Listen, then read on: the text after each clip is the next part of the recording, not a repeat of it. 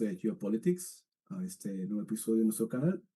En este día, ya habiendo pasado unos cuantos días del fallecimiento, trágico fallecimiento de Charlie Kirk, a manos, pues, ya sabemos el culpable, de un joven americano, y hablaremos sobre los detalles.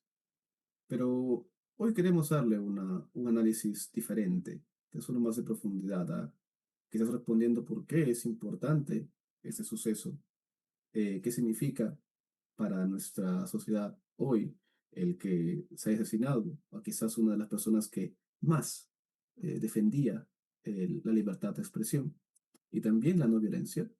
¿Ok? En esta oportunidad cuento con Jordi, con quien digamos este canal, y me gustaría a mí empezar preguntándole a Jordi qué significaba para él Charlie Kirk y buena parte de su mensaje. Un adversario político probablemente en la mayor parte de sus ideas. Es decir, es obvio que con el paso de los días lo que era una hostilidad versativa pero amable se ha convertido en un cariño muy especial hacia el trabajo que ejercía, porque es precisamente por un trabajo noble por el que ha sido asesinado. O sea, lo que ocurrió el miércoles es barbarismo desde todos los puntos de vista. Y es un barbarismo porque ataca los lazos que mantienen unida una sociedad libre, que es la libertad de reunión, que es el debate civil, que es la diversidad de los puntos de vista. Y francamente, considero que Charlie Kirk tenía ideas equivocadas, pronunciadas de forma siempre pacífica y probablemente bien articulada para los estándares habituales del debate. No se puede obviar que es la persona más seguida en el movimiento juvenil dentro del ámbito MAGA y probablemente por extensión de Estados Unidos, y tuvo una contribución muy importante, sí, a una clase de batalla cultural para poder mover el amperímetro que dicen los argentinos y las dinámicas de votación de los jóvenes. De hecho, hay datos en relación a eso, porque las mujeres en el año 2018, tomando como referencia el voto de 2018, que sería las elecciones de medio término del primer mandato de Trump, las mujeres entre 18 y 29 años votaban en un más 33 a los demócratas con respecto a los republicanos, y en 2024 era apenas un más 18, es decir, que la diferencia se redujo prácticamente a la mitad. Pero más drástico fue el voto juvenil masculino. En 2018, los hombres de entre 18 y 29 años votaban en términos netos en 19 puntos a los demócratas. En las últimas elecciones de 2024, más 13 para los republicanos. Pasar de una diferencia neta positiva para los demócratas de 19 puntos a 13 puntos favorables para los republicanos es una diferencia vigorosa, muy importante, de 32 puntos. Eh, y Charlie Kirk es en parte una persona muy importante para haber llevado a las personas jóvenes a tener otros puntos de vista dentro de los campos de formación de élites culturales como son las universidades. Sin embargo, Charlie Kirk era un campeón del derecho civil más importante de los Estados Unidos, que es el derecho a la libertad de expresión, porque sin libertad de expresión no hay sociedad funcional. Y uno de los puntos como más patológicos que se ha usado como lógica estos últimos días por muchos medios de comunicación y probablemente por parte del mainstream progresista en Estados Unidos es que la libre expresión ejercida por Charlie Kirk era algo así como una incitación a polarizar a la sociedad con debates muy incómodos, que fragmentan, que dividen, que caldean los ánimos, y en realidad es una falsa premisa, ¿ok? La libertad de expresión no solamente no conduce a la violencia, sino que la libertad de expresión es el precursor para evitar la violencia a toda costa. O sea, sin libertad de expresión hay violencia, y con libertad de expresión hay un puente contra la violencia. Y por eso Charlie Kirk es una persona muy, muy, muy importante, y digamos, el baleo que ha recibido el asesinato tan brutal y tan repugnante, creo que devuelve a Estados Unidos a una tensión civil que, pues quizás desde fines de los 60 no se había vivido antes. Así que es muy preocupante lo que ha pasado. Y realmente lo dice alguien que no compartía los puntos de vista de Charlie Kirk y que incluso consideraba que Charlie Kirk era algo parecido a un propagandista del gobierno. ¿Por qué?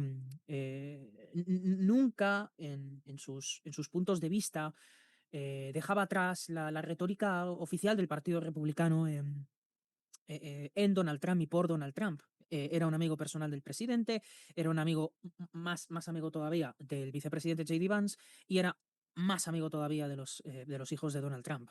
Entonces estamos hablando de una persona eh, no imparcial, pero realmente el problema no es ni la parcialidad ni la imparcialidad, es que dos parcialidades fuertemente opuestas puedan encontrar un punto de reunión en un centro de debate y en una libre discusión de ideas. Y Charlie Kirk fue el principal promotor de ese medio, por tanto su asesinato es una barbarie. Sí, y además agregaría de que es de los pocos que tenía una voz que a ver, era bastante difundida, que no era perteneciente a alguna minoría, digámoslo. Mm, Yo hablo en minoría, no hablo en sentido como se tilda en el sentido moderno, ¿sabes? De blancos contra negros. No, me refiero al núcleo central, que es Norteamérica, que es el de los WASP, los White Anglo-Saxon Protestant.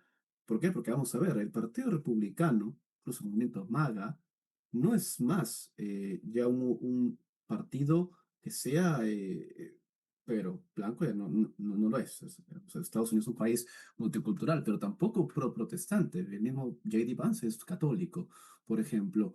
Luego tenemos a otros panelistas ahí muy conocidos, como pueden ser Ben Shapiro, por ejemplo, que es judío. Entonces, Charlie Kirk representaba lo que en el imaginario eh, entendemos por aquel norteamericano, estadounidense, que es conservador, que es cristiano protestante, y que, bueno, pues, defendía cada una de las posturas que, pues, uno considera más mainstream del Partido Conservador. Y que incluso si comparamos estas posturas de este día a las cuales se apoyaban hace 30 años, podríamos considerar que Charlie Kirk era bien moderado. mm, Me gustaría que expliques más esa parte del moderado, porque hemos visto, somos testigos todos, de cómo se le ha demonizado en ciertas partes, ¿no? Con adjetivos tales como el racista, supremacista, eh, homofóbico, transfóbico y demás. A ver, son etiquetas que a día de hoy a la ligera se le pesan a cualquier persona, pero ¿por qué en realidad esas etiquetas serían equivocadas para Charlie Kirk? mm. Bueno, en primer lugar, porque yo creo que el extremismo se define más por las formas que por las ideas en sí mismas. Y las formas de Charlie Kirk siempre dejaban al descubierto una honestidad en la medida en que todo aquello que defendía era permanentemente contrarrestado por una contraparte a la que no respondía con ninguna clase de violencia, en primer lugar. En segundo lugar, sí, las ideas de Charlie Kirk son ideas profundamente conservadoras, ciertamente, pero es un conservadurismo no teocrático. Obviamente él era un evangélico que seguía la Biblia, pero su mensaje propiamente era un mensaje tendente a considerar que la familia es la unidad de valor más importante para generar una sociedad fructífera y eso se ha defendido por parte de cualquier tipo de conservador mainstream a lo largo de la historia. Era una persona que decía que toda aspiración para un hombre y una mujer es tener una sola pareja a lo largo de la vida, casarse una vez, no divorciarse, tener hijos, tener una comunidad local, que es una iglesia, desconfiar de las élites intelectuales, porque obviamente generan una serie de ideas de fondo que no han sido probadas y que por tanto no se han demostrado duraderamente funcionales en la vida de cada uno. Era una persona, no diré que sea propiamente moderado el discurso de Charlie Kirk, pero es un discurso consecuentemente conservador, ¿no? Y el punto es, él no habría llegado a unir a más de 6 7 millones de personas como seguidores si él fuera un criptonazi. No conseguiría reunir consensos, no se habría convertido en una figura prácticamente institucional de propaganda juvenil del Partido Republicano, porque habría sido bastante contraproducente y habría sido antipopular aupar sus ideas. Y luego era una persona feliz, o sea, era un guerrero feliz. Si una persona observa cómo interactuaba con la multitud de su alrededor, incluso antes de ser asesinado y en el mismo día en el que fue asesinado, sonríe, lanza sombreros, tiene un carácter abierto, amigable y sobre todo, esto es muy importante, yo sé que probablemente habrá gente que vea este vídeo y que piense en los cherry pickings tergiversados que han hecho los medios de comunicación sobre comentarios de Kirk en relación a minorías, pero Gavin Newsom, que es hoy día funge como el principal opositor de Donald Trump y el más agresivo, que es el gobernador de California, es la persona que más números tiene para ser el próximo candidato presidencial del Partido Demócrata, Demócrata. es una persona que fundó un podcast y el primer invitado de su podcast fue Charlie Kirk. Y estuvieron 50 minutos hablando. Y una de las cosas que mencionaba en ese podcast Gavin Newsom hacia Charlie Kirk es: tengo un hijo que está obsesionado contigo y que no para de ver tus vídeos y que se lo pasa bien y que se sentía fascinado con que me pudiera sentar contigo y que incluso me forzó y me incentivó a sentarme contigo. Yo pregunto, ¿una persona nazi, racista, que estuviera en el borde marginal de la sociedad, sería alguien que estaría 50 minutos sentado con el principal miembro de la oposición pragmático, digamos así, del Partido Demócrata? No, no lo haría. Bill Maher, un ateo centroizquierdista que tiene una plataforma en HBO, sentándose amigablemente hablando con él. Tenemos muchos ejemplos de personas. Uno de los candidatos a ser Eric Adams, creo, uno de los candidatos para ser mayor en Nueva York. También otra persona con la que Charlie Kirk se había sentado para mantener puntos de vista diversos y conversar. No es propio de un fanático tener un diálogo sincero y abierto con algunos de los más importantes miembros del Partido Demócrata. Y puedo dar más ejemplos. Por ejemplo, Ezra Klein, si mal no recuerdo, que es un autor que ha promovido recientemente un programa más liberalizador dentro del Partido Demócrata, porque tiene un libro llamado Abundancia, y que también había sido un autor que había hablado mucho de la polarización en Estados Unidos y de las malas consecuencias para nuestras relaciones sociales. Publicó una editorial creo que era en el New York Times, diciendo que Charlie Kirk estaba en el lado bueno de la discusión política precisamente porque la promovía. Y este hombre había escrito un libro, el libro de Abundance, que ha sido recomendado por Barack Obama como una de las lecturas obligatorias del verano, un libro que él había leído y que había promovido dentro de Twitter. Entonces Charlie Kirk no era una figura extrema, salvo que consideremos que la mitad del país tenía extremo. posiciones extremas, lo cual sería terriblemente complicado porque significaría que el asesinato que ha terminado con la vida de Charlie Kirk tenía como target al 50% de la población, y ahí es donde empiezan las guerras civiles. Sí, es más, ahora que mencionabas episodios en el cual se ilustra bastante esta figura en pro del diálogo de Charlie Kirk, me viene a mí a la cabeza una oportunidad en la que está rodeado de actrices que se dedicaban pues al contenido Sí. para adultos, en el cual él les decía a todas que pues tener una familia, y más que una confrontación, que es lo que suelen buscar ese tipo de shows, de podcasts, confrontaciones abiertas, hay un diálogo ahí. Él básicamente les dice, mira, les invito acá y voy a decirles lo que es para mí una vida de joyful, ¿sabes? Ujú. Una vida que lo llene o cuáles son las metas de la vida. Y él básicamente las expresa y tampoco va al centro de adjudicar, no, que va a ser al infierno por hacer tal acción o ese tipo de acciones. No, no, simplemente este deseo tal cosa, orar por ti y nada más. Creo que ahí se ve buena parte de este espíritu bastante conciliador que había en Charlie Kirk. Y a ver, también otra cosa, tú mencionaste hace poco el tema de su activismo político. También es un activista, evidentemente. También habría que encontrar la diferencia que hay entre él y un intelectual, digamos, porque hemos hecho en este canal ya un video acerca de los intelectuales. Hay muchos sentidos, podríamos decir que él no era un intelectual, porque también tenía algo de lo que justamente carecen muchos intelectuales, que es honestidad intelectual. Unos Mm, aspectos, si bien, como habíamos mencionado antes, había cierta rigidez a ser crítico con el movimiento MAGA y demás, en ocasiones, en temas, ejemplos de política exterior, mostró de vez en cuando un cambio de opinión. Que tú me mm, podrás decir eh, más adelante, detallar más acerca de ese cambio de opinión, que incluso a día de hoy ha alimentado teorías de la conspiración respecto del motivo de su asesinato, que creo que ya han sido desmentidas con el pasar de los días, pero que han servido para, en tiempos actuales, haya gente, grupos pululando por espacios de Internet que estén asegurando que por cierta entrevista que dio hace 2 años, en la cual él narraba que había hecho un cambio de opinión respecto de un país en el extranjero, pues esa sería la razón por la cual eh, ya no estaría él con nosotros. No sé si me puedes detallar más al respecto de esa entrevista que, a ver, tiene que ver con Israel. Desvelemos la incógnita, estamos hablando de Israel, ¿verdad? Sí. No, a ver, yo creo que una de las profundas inmoralidades, digamos, de la sectorización ideológica, es decir, de colocarse en un marco, es que uno acaba utilizando una muerte para lanzar una teoría que pretenda como validar las tesis que uno ha tenido siempre, además son cosas que no tienen propiamente que ver con la persona de Charlie Kirk, ¿no? Una persona de izquierdas politizará la muerte de Kirk diciendo, ¿veis? El problema de los mass shootings, hay que controlar las armas, que es como intentar hacer un scoring point a través de la muerte de una persona que era tu enemigo. O sea, una persona de izquierdas que haya participado de una manera u otra de la cultura de la cancelación debería estar ahora mismo profundamente avergonzada de lo que ha ocurrido. Es un debate preguntarse si la izquierda tiene, digamos, una especie de responsabilidad eh, ideológica como tal, en principio, o sea, en sus principios o en sus bases. Porque cuando tú participas de una cultura de la proscripción y te dedicas a llamar sistemáticamente a una persona Hitler, pues obviamente, como he dicho en otros espacios hablando de Charlie Kirk, si yo estuviera frente a Hitler en 1933 y tuviera un arma, dispararía contra Hitler. Si sistemáticamente intentas correlacionar a Kirk con las peores personas de la humanidad, pues habrá una persona que actúe en consecuencia y lo mate. Luego, evidentemente, hemos utilizado muy facilonamente discursos que tienden a parasitar a esas otras personas. Y ese es un problema del que me gustaría hablar al final del vídeo, que tiene que ver con eh, la legitimación de la censura como uno de los problemas de arranque que acaban llevando a estos episodios y que están obviamente relacionados con la cultura que las élites han hecho, digamos, hermetizándose contra la diversidad de opinión ideológica, ¿no?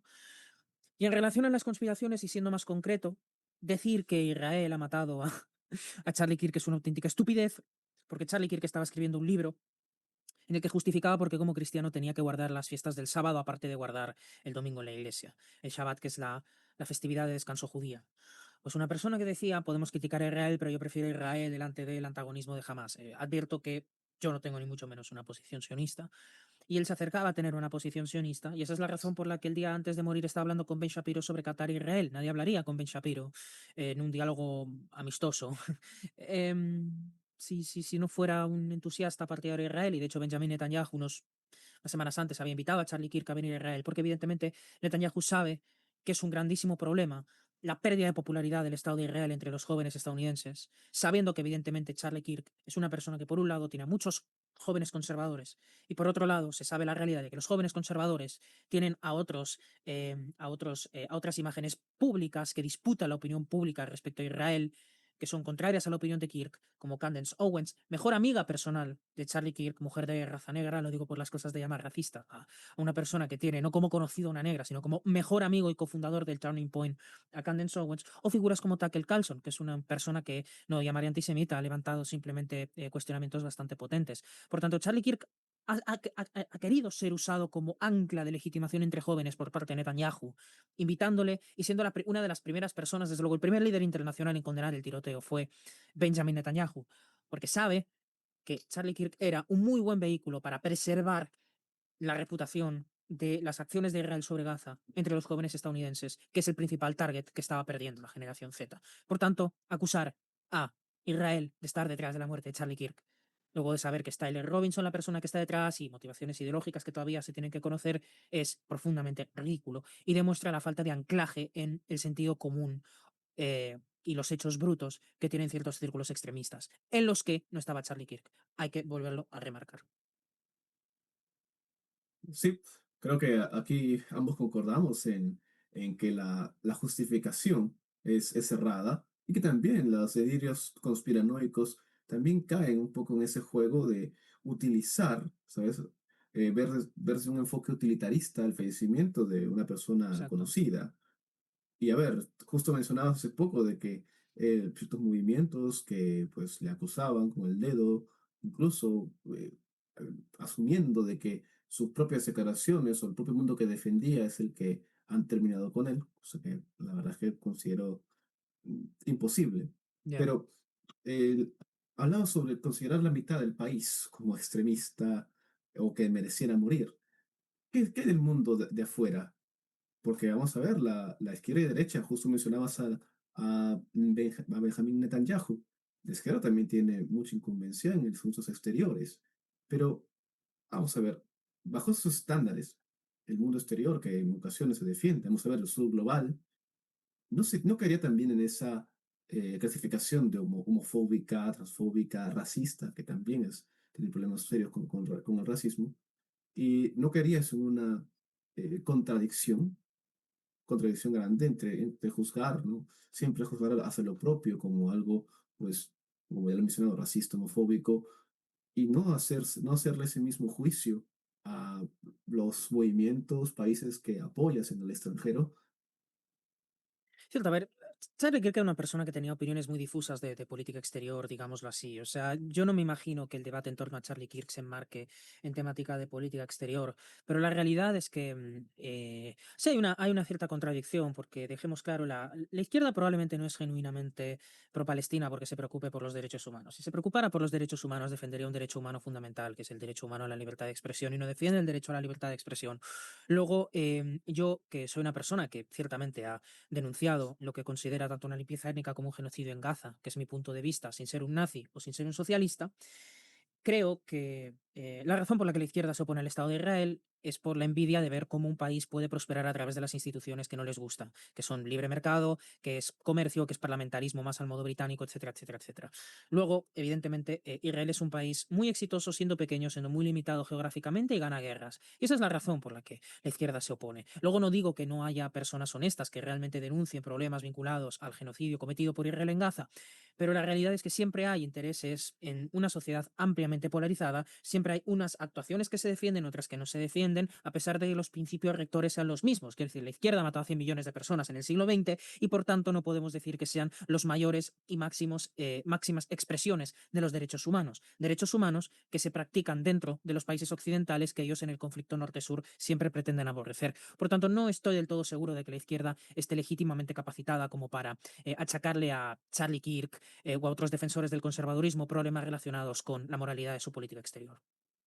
Ahora, como cerrado ya ese punto, vamos a meternos un poco nuevamente al tema de MAGA, porque, como bien sabemos, Charlie Kirk ha sido un vehículo excelente quizás para este movimiento. No, creo que no mentiríamos si es que afirmáramos de que buena parte del motivo de que Donald Trump haya vuelto a ganar las últimas elecciones son iniciativas como el Turning Point. Mm. Yo quisiera referirme mucho a qué retos enfrentó el Turning Point, el movimiento MAGA, que, claro, que catalizó Charlie Kirk mientras su lucha, ¿sabes?, en ir a las universidades, a confrontar donde se genera lo que se conoce como el woke.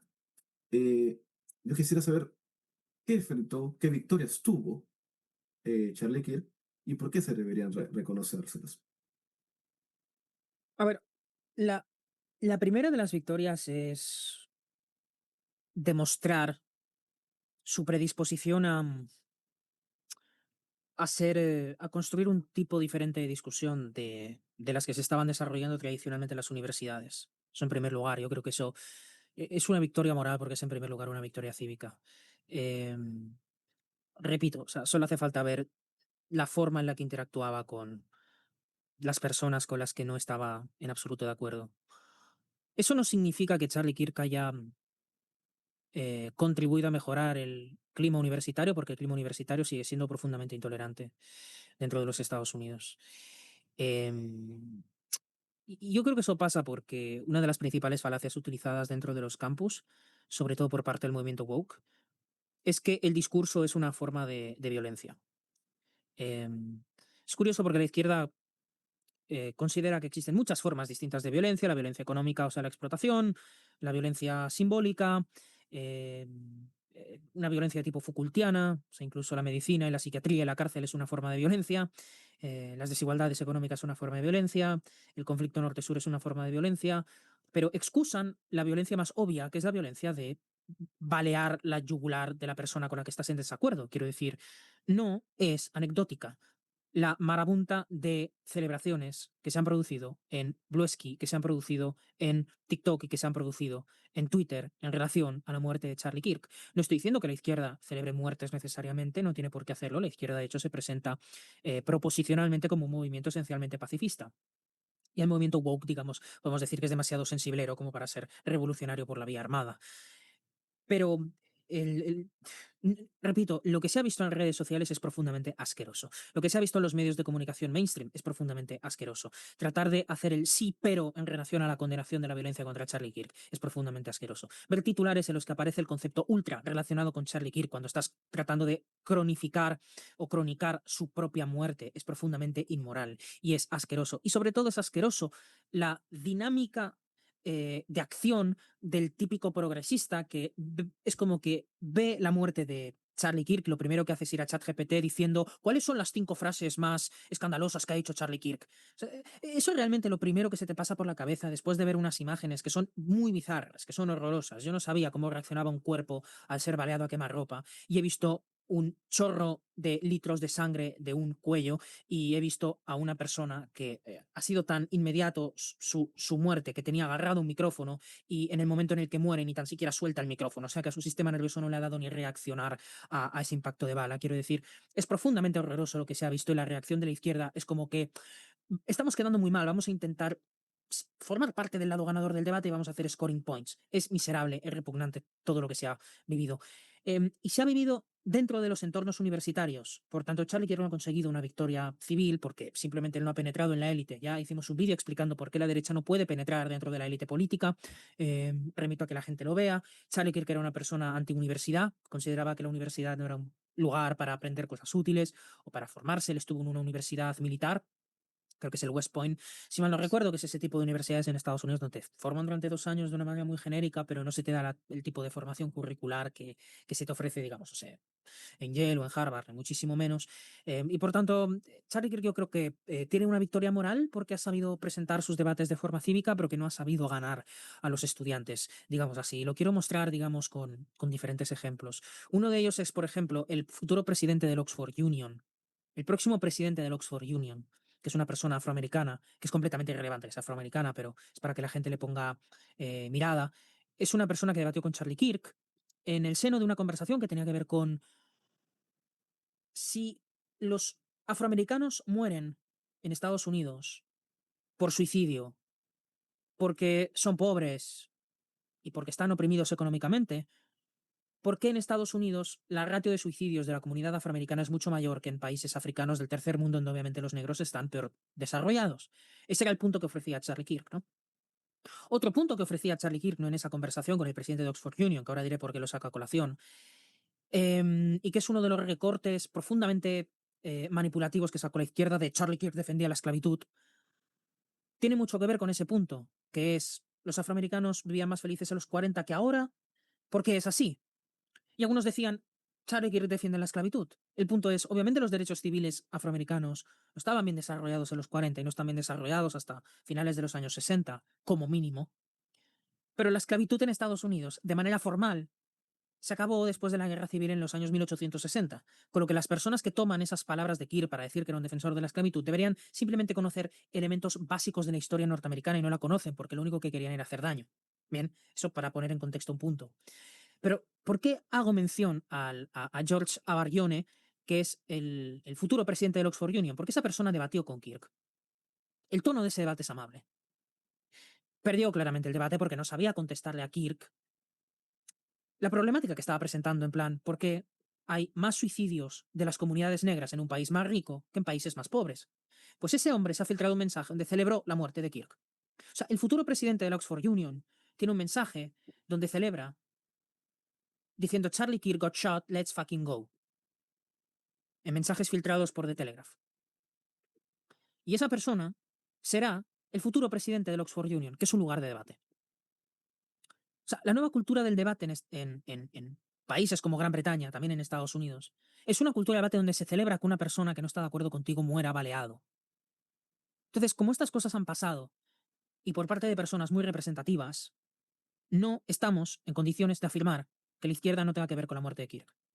No porque una persona de izquierdas haya asesinado, porque también hay asesinatos de extrema derecha de neonazis, bien, sino porque cuando tú generas una cultura de la cancelación, estás generando una estructura de aceptación de la censura. Y hay personas que se toman la censura tan en serio que te matarían para censurarte. Y hay muchos ejemplos sobre esto. En números, lo pongo en números. El 48,6% de las personas que están entre el centro y la izquierda considerarían justificable asesinar a Elon Musk. Y el 55,2% de las personas del centro a la izquierda considerarían justificable la muerte de Donald Trump. Y el 57,6% de ese mismo número de personas estaría a favor de destruir todos los coches Tesla que se encontraran por la calle. No solo eso, no solo eso. Hay un porcentaje muy significativo de republicanos que considera que es inaceptable sentir alegría por la muerte de un opositor. El 77% de los republicanos considera inaceptable, todo esto son gráficos que sobreimpresionamos en la pantalla, considera inaceptable sentir alegría por matar a un opositor. Solamente el 38% de los demócratas considera que es totalmente inaceptable celebrar la muerte de un opositor. Solamente el 38% de los demócratas considera inaceptable eso.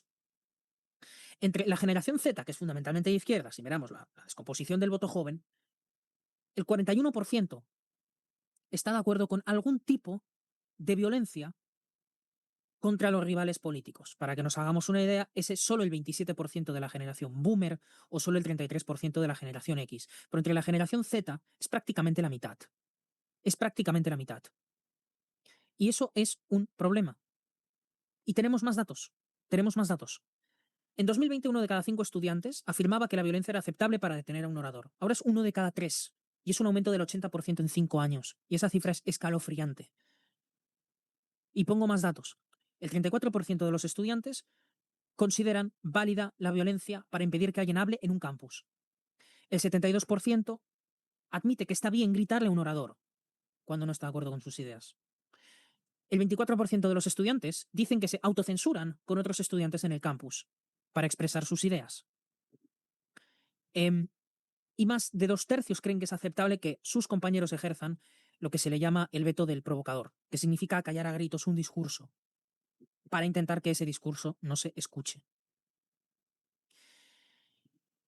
Eso es la cultura de la cancelación y es lo que ha provocado en Estados Unidos. Y ojo, porque obviamente la administración Trump no es inocente de eso. O sea, Donald Trump ha promocionado atacar a universidades como Harvard, Columbia y Brown, hablando de congelar su financiamiento en el caso de no plegarse a las ideologías de los nuevos burócratas, no alinearse con la política exterior, etcétera, etcétera. Pero esto es cultura de la cancelación.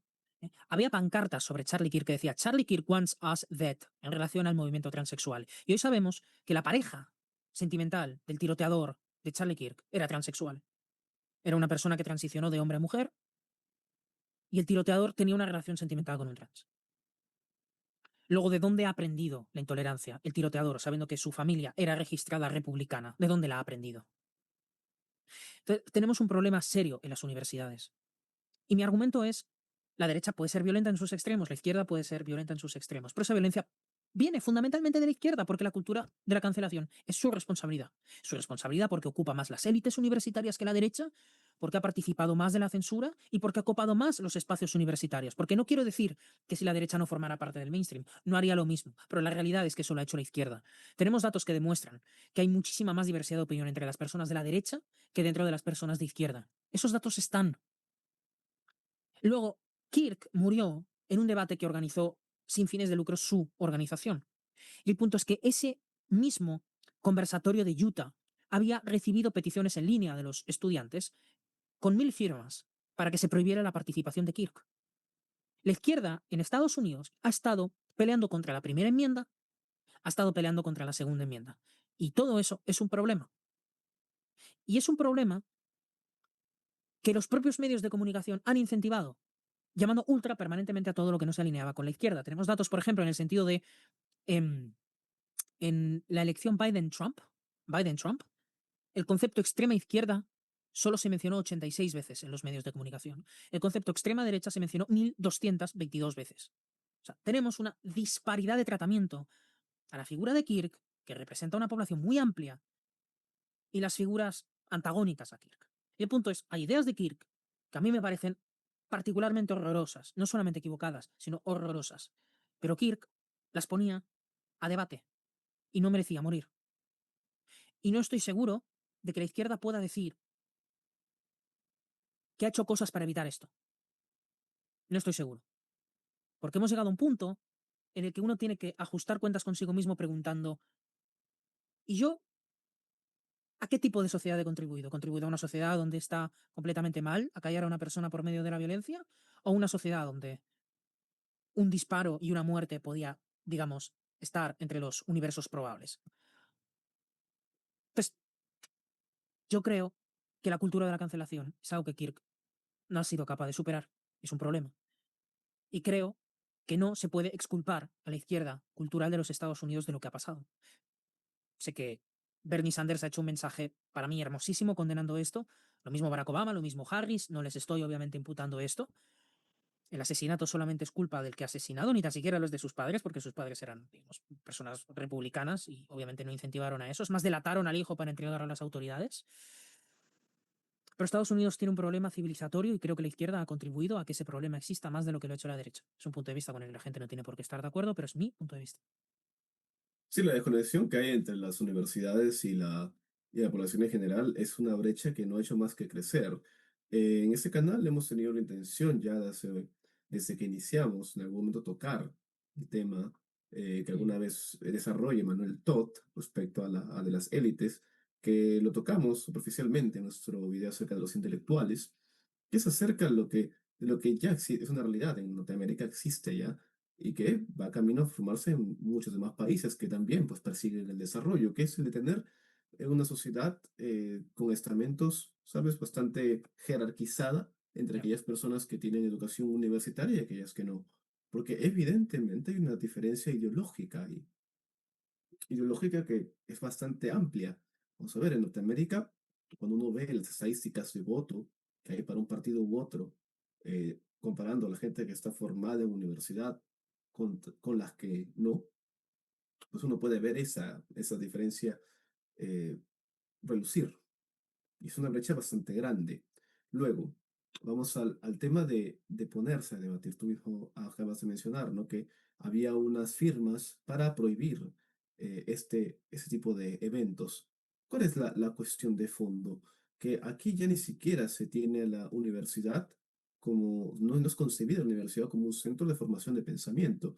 Porque vamos a ver, si es que va a debatir la persona como Charlie cree que no estuvo formada propiamente en una universidad contra alguien que sí lo está, el prejuicio diría de que una persona universitaria debería estar preparada para abordar una conversación de cierta rigurosidad contra una persona que no está preparada y que seguramente pues tiene lecturas que son quizás, vamos a decirlo así, menos profesionales. mm, Pero en ese caso, no debería partir desde un tipo de ventaja incluso el centro universitario. ¿Por qué abogar por prohibir, por suprimir esa voz eh, que supone un reto, ¿sabes?, al mensaje, a la cultura que impera en esos centros? Eso es quizás una de las grandes pistas que nos dan a ver cómo es este tipo de cultura de censura que existe en las universidades norteamericanas. Porque luego uno lo ve, las universidades tienen espacios en los cuales se fomenta la conversación, a debatir. De hecho, el método científico por en el cual se basan buena parte de nuestras ciencias, tiene como elemento fundamental el evaluar las hipótesis. Y a ver, en una sociedad también, si es que, a ver, hay gente que se la pasa todo el tiempo, no, que deberían gobernar los mejores, que debería hacerse más pragmático. ¿Quién está en contra de ser pragmático? Solo las personas que están totalmente ideologizadas, pero no es la mayoría de la población. Pero para ser pragmático, debe haber un enfrentamiento de ideas, de realidades. Y como bien podemos decir, también existe desde parte de la derecha gente que es radical, extremista, que quiere apagar, quiere callar las voces disidentes. Pero es que hoy, si nos vamos a la realidad, este tipo de políticas de censuras no están viniendo por parte de la derecha. Y ya ni siquiera te diría que estamos hablando de gente de izquierda y derecha. Es un enfrentamiento que, como hemos detallado anteriormente, de élites contra pueblo, mm, ¿no? De lo que es culturalmente elitista contra lo que es culturalmente popular. Entonces, si vamos al hecho de que las universidades son ya un centro no de discusión, sino de resguardo de ajá, estos pensamientos pro élite, pues entonces lo que tenemos es una guerra abierta que va a terminar pues con eventos bastante penosos, como ya lo es el de Charlie Kirk, como el que hemos tenido recientemente. Y una última acotación, a aquellas personas que comparan, hemos tenido aquí la compatriota de nuestro amigo Jordi, Irene Montero, justificando, ¿no? Haciendo una balanza, una equiparación de pérdidas, se lamenta, pero siempre viene aquel pero, tales personas se habían fallecido, como que restándole valor a la muerte de esta persona. Y no quiero entrar en detalles de lo que es valer una vida o no. No, porque yo soy católico, no creo que haya vidas que valgan más que otras. Pero si nos vamos a lo que significa nuestra cultura, a lo que significa la política internacional, si hay tanta gente, de hecho, o sea, la Unión Europea tiene una política claramente anti-Trump, anti-MAGA. No lo escondían. De esa, este movimiento formaba parte esta señora Irene Montero. O sea, que no le era indiferente la elección del movimiento MAGA y Trump. Charlie Kirk es una persona que ha servido mucho para que ese movimiento MAGA pues vuelva al poder en estas últimas elecciones. Entonces, ¿por qué restarle el valor cuando en realidad sí te interesa? Hay una intención por restar el valor por conveniencia y afinidad política. No, habría que preguntarle a Irene Montero si hubieran asesinado a sangre fría a Elizabeth Warren o a Bernie Sanders. Haría un vídeo diciendo la muerte de Bernie Sanders es importante, pero más importante son las muertes de Gaza. No, no lo habría hecho. Por tanto, está haciendo un contrapunto político. Y eso es propio de una persona mala, de una mala persona. Es propio de una persona que ha dejado que la política corrompa su capacidad para condenar la violencia. Luego Irene Montero es violenta. Aparte de que, a ver, digamos, el punto más obvio de Irene Montero es que es una mujer profundamente retrasada y estúpida. Pero además es mala. Y probablemente es peor ser una mezcla de tonta y mala o incluso tonta y pánfila que simplemente mala. Y francamente Sí, estoy profundamente entre dolido y ofendido por la cobertura mediática que se le ha dado en España a la muerte de Charlie Kirk. Estoy profundamente eh, consternado, primero porque se ha mentido sobre la figura de Charlie Kirk llamándolo ultra. Se ha mentido. Yo, vamos, los eventos que hace Charlie Kirk, yo habría estado del otro lado de Charlie Kirk haciéndole preguntas incómodas para ganarle un debate. No era un ultra. No ha muerto Richard Spencer, no ha muerto un nazi. Si hubiera muerto un nazi, no habría una conmoción generalizada en Estados Unidos. Y la izquierda no trataría de hacérsela triste colando subrepticiamente el debate sobre las armas. Simplemente habrían dicho un nazi menos y habrían dicho que la violencia se la buscó Charlie Kirk, que realmente es, digamos, el punto de ellos, sí. el punto, digamos, español de la cobertura de la muerte de Kirk, y eso es profundamente venenoso y malvado. Más aún cuando resaltábamos en el principio del programa que líderes de la izquierda norteamericana, o sea, el Partido Demócrata, habían respondido de una manera bastante buena, ¿sabes? No Sí, sí. incitando a la división. Y de hecho, eh, para terminar, ¿no? Con esta idea de lo que significaba Charlie Kirk para la derecha norteamericana, hay una entrevista, un personaje que ya hemos criticado en este espacio, que es Donald Trump, que la Mm. verdad me pareció que actuó de una forma que actuó a la altura de lo que debe ser un presidente cuando le preguntan cómo vamos a reaccionar, cómo se cree que reaccionen aquellos que apoyaban el discurso de Charlie Kirk. Y él dice, bueno, él era advocaba mucho por la no violencia, así que yo esperaría que actúen de la misma forma, en la misma línea, sin violencia. Y a día de hoy, ya estando en la grabación de este video, un septiembre 13, han pasado los días y 14 no en han España habido ya, 14 en España. 14 en España. Exactamente. A ver, para este canal que es transatlántico. Perdón. Habiendo pasado unos días, podemos decir de que no ha habido sucesos lamentables en respuesta al asesinato de Charlie Kirk por el momento. Pero lo que se está viendo es que no los está viendo. No estamos viendo calles arder, no estamos viendo movimientos organizados en Internet para ir a saquear comercios en los centros de la ciudad. No lo estamos viendo porque Imagínense lo que que... hay un Ujú. disturbio. Imagínense que hay un disturbio. Faltarían 499 disturbios para igualar lo que la izquierda hizo con George Floyd. Faltarían 499. Si hay uno, faltarían 499. ¿Por qué? Para equiparárselo. Exacto, y aquí pueden ver este mapa. Hubo más de 500 disturbios en verano del 2020 debido a Black Lives Matter, Antifa y activistas radicales woke. Con, una, con un añadido más que es importante decir, que es mi opinión, para no extenderla a Giorgio, porque quizás lo que diré es muy políticamente incorrecto, pero convertir a George Floyd en un mártir para la izquierda es muy significativo, porque George Floyd fue asesinado de manera aberrante, la condena al policía está bien, no se puede aplicar un protocolo así. George Floyd era un pateador de embarazadas. George Floyd era un drogadicto. George Floyd era un contrabandeador de droga. George Floyd eh, puso una pistola frente a una de sus novias embarazadas. Y George Floyd tuvo 4 hijos con 3 mujeres distintas o 4 hijos con 5 mujeres distintas. Luego, Charlie Kirk era una persona normal y George Floyd no. Lo digo porque en el caso de que a Charlie Kirk se lo ponga a la altura de ser un mártir, comparemos, digamos, las vidas ejemplares de los dos mártires, comparémoslas. Porque obviamente, repito, George Floyd vivió un episodio completamente intolerable, pero no tenía una vida ejemplar. No la tenía. Y la izquierda lo incensó, como ha incensado a otras figuras a lo largo de la historia, que tampoco tenían vidas ejemplares. Y la realidad es que Charlie Kirk para mí es al revés. No tenía ideas ejemplares. No sé si George Floyd tenía ideas tan siquiera en su cabeza.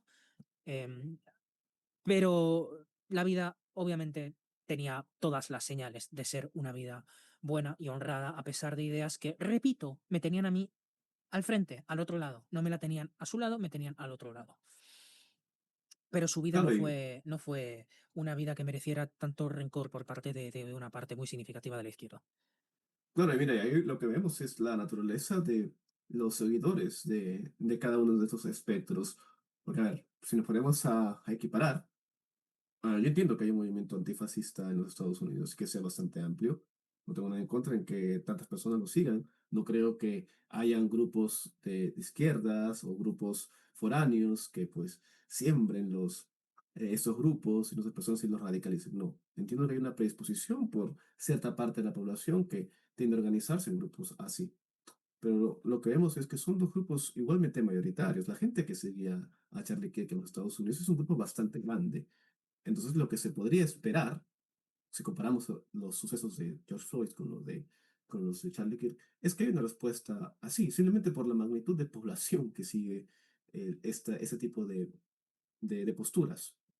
Pero es aquí cuando se ve la naturaleza de cada uno de estos movimientos.